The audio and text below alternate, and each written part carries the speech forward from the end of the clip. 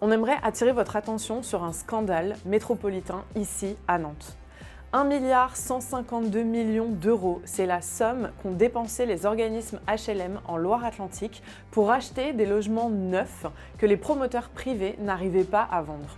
C'est une somme absolument considérable. La métropole a elle-même mis 47 millions d'euros sur la table entre 2023 et 2025 pour aider les organismes HLM à racheter ces opérations immobilières privées. C'est un soutien direct de la collectivité et des organismes HLM à des promoteurs privés et indirectement au secteur du BTP. Elle n'a aucun problème à les aider dans les périodes de crise.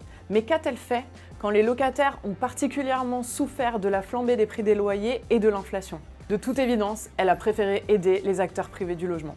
En 2022, la construction de logements est en berne à cause de l'augmentation des coûts des matériaux avec la guerre en Ukraine, à cause de la hausse des taux d'intérêt et la fin de certains dispositifs d'aide fiscale comme la loi Pinel. Résultat, les promoteurs construisent des logements qui sont beaucoup trop chers et en face, les familles n'arrivent pas à emprunter pour pouvoir acheter. Et pour les promoteurs, ça représente un risque important. Parce que s'il y a un gros stock de logements invendus, eh bien ça risque de faire baisser les prix. Donc en rachetant des logements qui n'arrivent pas à se vendre, en fait, les organismes HLM comme Nantes Métropole Habitat aident les promoteurs à court mais aussi à moyen terme. Ils détournent l'esprit de la loi et ils affaiblissent durablement le logement social. Ce n'est juste pas possible que l'épargne populaire serve de pompier pour le marché privé.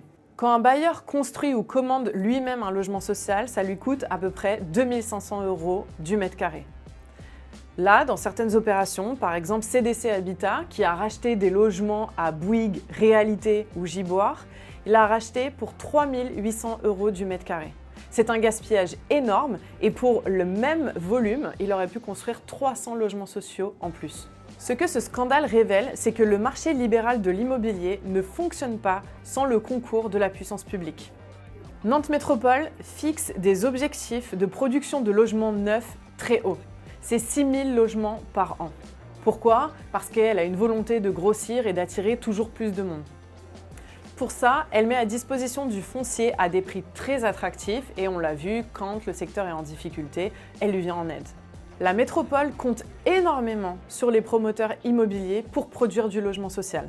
C'est pour ça que quand ils sont en difficulté, elles se sont obligées, contraintes de les aider. Ça pose plusieurs questions. Est-ce que la fin justifie les moyens ?